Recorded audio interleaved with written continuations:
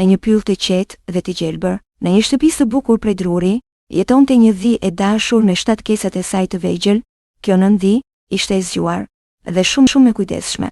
Kesat e saj ishin të hareshëm, të ndershëm dhe gjithmonë ndihmonin njëri tjetrin. Ata luanin çdo ditë rreth shtëpisë, këndonin dhe dëgjonin me kujdes tregimet e nënës së tyre, vajzhine.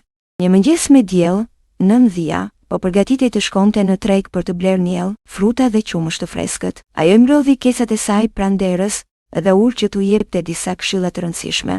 Të dashurit e mi, tha ajo, mesët. Unë do të shkoj në treg, por ju nuk duhet të hapni derën për askënd. Në pyll rri një ujk i keq dhe i rrezikshëm. Ai mund të vijë dhe t'ju mashtroj. Mos u shqetëson.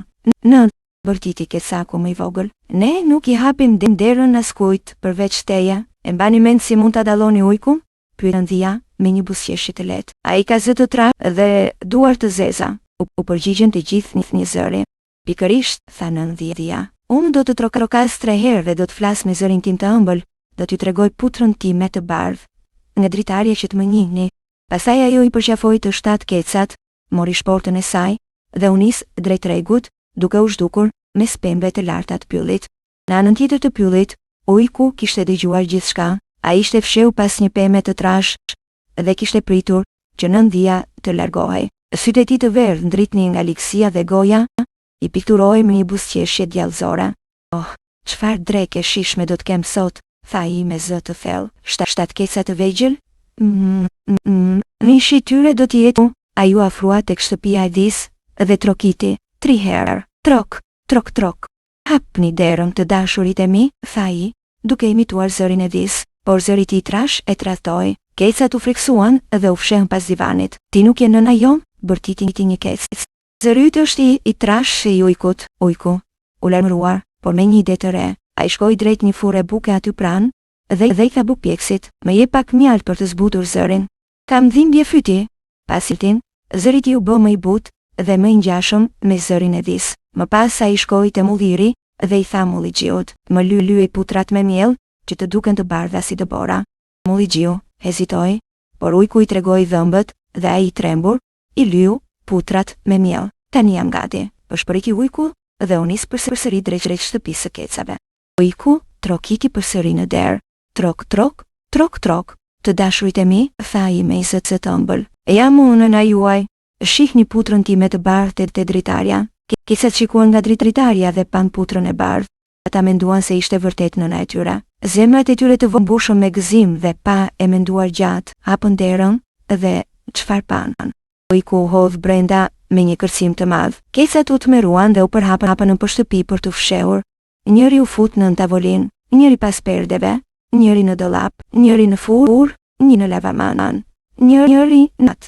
Vetëm Kecaku më i vogël u fut në një kuti të vjetër për lodra dhe e mbylli me kujdes. Ujku, me dhëmbët e tij të mëdhenj, kapi një nga një gjashtë kecat dhe përpiu Kecaku. I vogël mbeti i vetmi që shpëtoi.